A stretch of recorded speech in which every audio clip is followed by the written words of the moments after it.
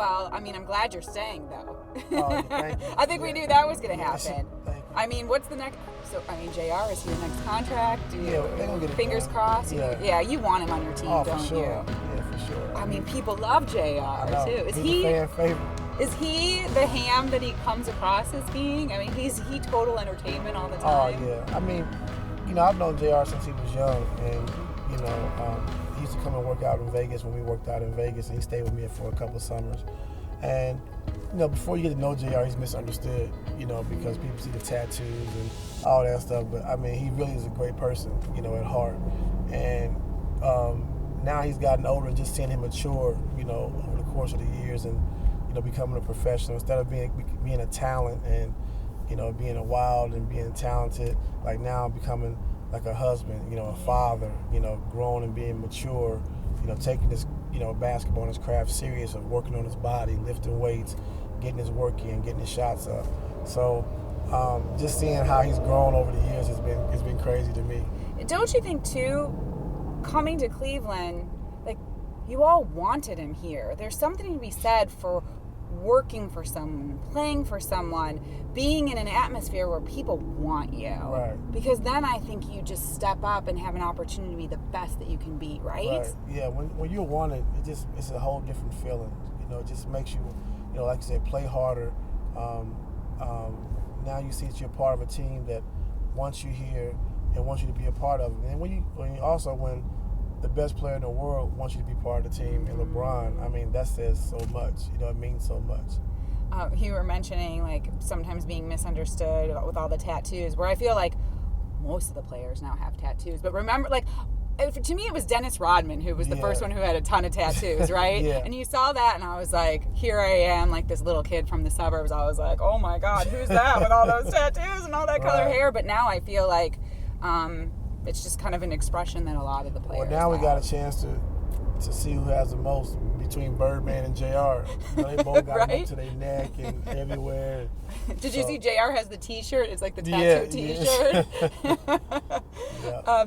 Okay, so let's talk about Mexico, Missouri. You put that place on the map. What was Mexico, Missouri like growing up there? Growing up there, it was a great town.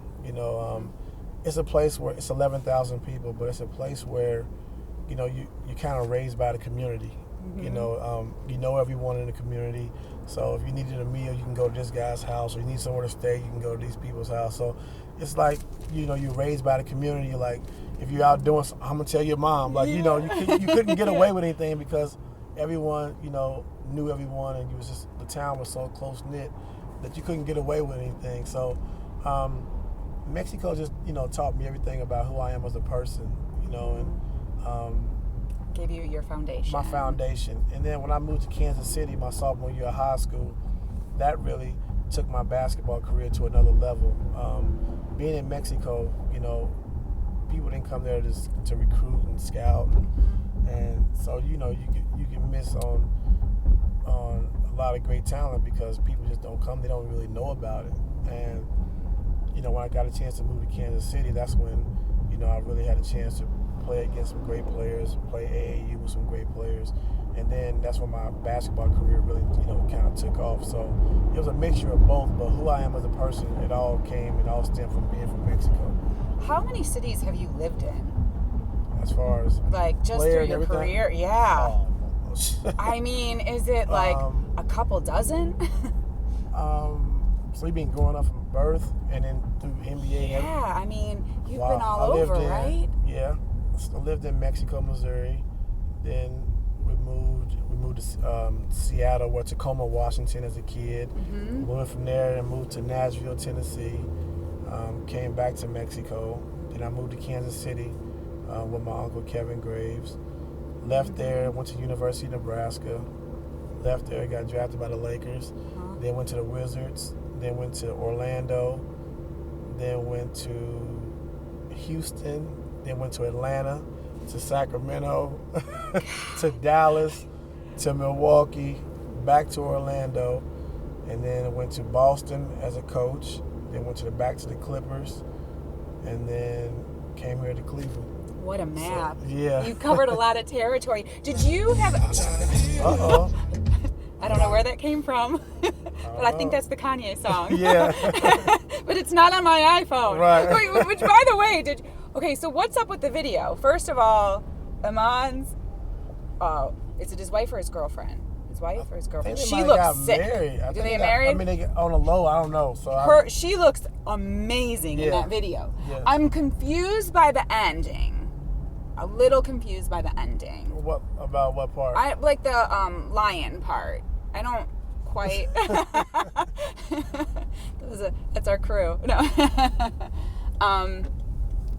I don't think I know what it meant at the end, but I think that part? Yeah, they were like cats or something at the end of the video. I don't know. I mean, with Kanye, he's everything he does is, it fits what people like. So he has an imagination that that I've never seen in the rap industry. Do you know Kanye? No, I don't. Personally? No. Through being a player and playing for some great teams, and then being a coach and coaching the best team, you probably have a chance to meet a lot of celebrity people. Like, to you, there are a lot of people who would be excited to meet you, but is there anybody that you've been excited to meet where you kind of had like a pinch yourself moment? Oh, yeah, a lot of people. You Yeah? know, especially coming from Mexico, Missouri, where you don't get a chance to see, celebrities. And but recently the biggest person for me is just meeting Barack Obama.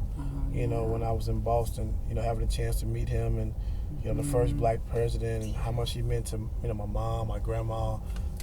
For them to be alive to see that, it just meant a lot. So that was a big thing for me. Did you have a full conversation with him? Oh yeah, full conversation, and then have a chance to talk to him on the phone. I remember that. Yeah, that was so cool. Yeah, so talking to him again, so it was an unbelievable experience. Yeah, it probably felt like an out-of-body or surreal moment to talk to a president of the United States, and like you said, let alone the first African-American president. That had to be, again, another life moment, right? Yeah. Do you feel really blessed?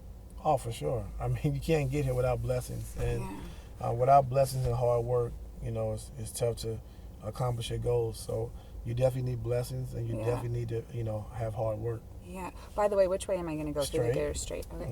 Mm-hmm. I feel like as a city, we're really blessed to have you. I know it was kind of this odd thing, right? Because you have this great opportunity, but how it came to be in the middle of the season was sort of this like odd, like icky sort of thing. How do you move forward and go, you know what, I'm going to own this opportunity, even though parts of it might not have felt great in the moment? It was tough because, having a great relationship with Coach Blatt and how things happen, being in the NBA for 18 years and having a clean image, your whole career, and then for this to happen and people look at you like you did something malicious, it was just tough for me, and it was tough for my family, just for them to be able to, hear it, covering, like, all the, the media people covering the situation. So that was the toughest thing for me. And also, knowing I had a tough task ahead of me. When they first fired Coach Blatt, they offered me a job, I wasn't going to take it. Really? Yeah, so I called Doc Rivers. I had a chance to call my, one of my other mentors, Jerry West, and they just said, you have to take it. We know it's a tough situation. We know that, these things happen in our business. And it's not fair all the time, but this is an opportunity you have to take because, black coaches, young black coaches, they don't have a chance to come in and have a championship caliber team right away. You got to start from the bottom and work your way up. So this is a great opportunity. So it's going to be tough, it's going to be stressful, but, they thought I was ready for it, that I could handle it. Why didn't you want to take it? Because I just wanted to make sure that it was the right job for me. I knew it was tough, just seeing all the things that Coach Blatt had to go through as far as the media-wise of everything. Yeah. And now stepping into a place where we were already number one in the East. We went to the finals last year without two of our best players.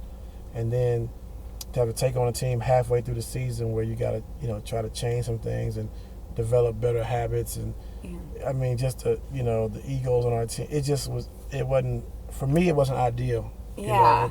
I knew my time was coming because there's going to be 7 or 8 openings, this summer. And so I knew my time was coming, but I was like, man, I didn't know if I really wanted to do it or not.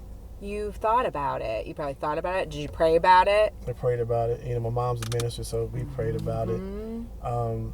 But you went back to that foundation from Mexico, Missouri, and you said, "What's going to be right?" She said yes, but it was tough. Yeah. I mean, it was very tough, hard decision.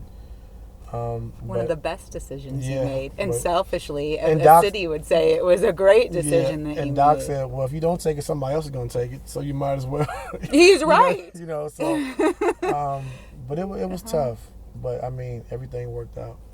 It worked out great. Yeah. I mean, you know, right? You're standing in that parade, or that moment, the moment that we won. I still can remember you. You were sitting in your chair, right? And you just crying. Yeah. It was so emotional. Yeah. And I think, especially in that moment, you had a city who just loved you anyway. But, like, I was talking to my sister yesterday. I said, I'm interviewing. I don't know if I should call you Coach or Coach Lue or just Lou. Yeah. Ty. Ty. And she's like, he's the man. And so I think, like, a lot of people feel that way. And then that moment when you just, you know, broke down and started crying.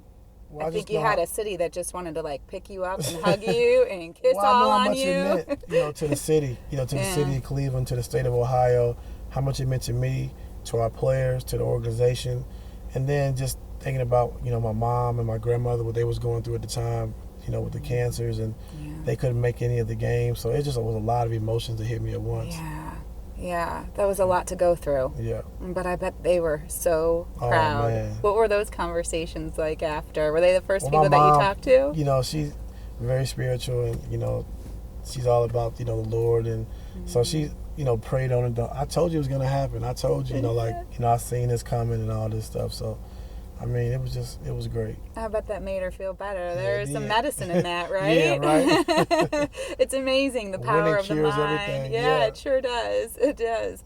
Well, in all the cities you've lived in, and now coming to Cleveland, would you say that this is a city you definitely want to embrace, and it's kind of has a little piece of your heart now for a long time? For sure. You know, I tell everybody, because, you know, they talk, the Browns or is that your team? Whatever. My team is the Rams, you know, LA Rams now, because they left from St. Louis. Yeah. And then, you know, the baseball is the Cardinals. But any team that I coach in or I played in, I always root for the same city. Like, I, you know, root for the Indians, or root for the Browns, or when I was in Boston, rooting for the Patriots, rooting for the Red Sox. So, you know, you have to be able to take that all in, and also be able to, you know, even though your teams was somewhere else, wherever you grew up, you still have to support the teams that are in the same city as you. So, you know, happy, you know, for the Indians and, you know, what they're doing. Had a big win last night. Yeah. Going to the game today. Are you? Yeah. Oh, great. Do you have your tribe gear then? Are you going to not sport? yet. No? I'm gonna get some. I'm gonna get some. Something, right?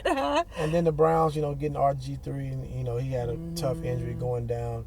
But how about Terrell Pryor, too? Yeah. That's my, I went to Ohio State, so Yeah. I'm like, that's my boy. I love seeing him do great. So if they're on the right track, you know, I think that they've been playing well. You know, jumped out a 21-0 lead against the Ravens, and, you know, they're playing good football. Just, you know, sometimes it's tough to figure out at the end of games, you know how to win. And I just think that, you know, the Browns, you know, they're coming, and I'm gonna keep supporting them, and they're gonna come along. Well, I know you have practice. It looks like a lot of your guys are arriving, so you probably, crazy. I know, you'll be like, yeah, sweet ride, right?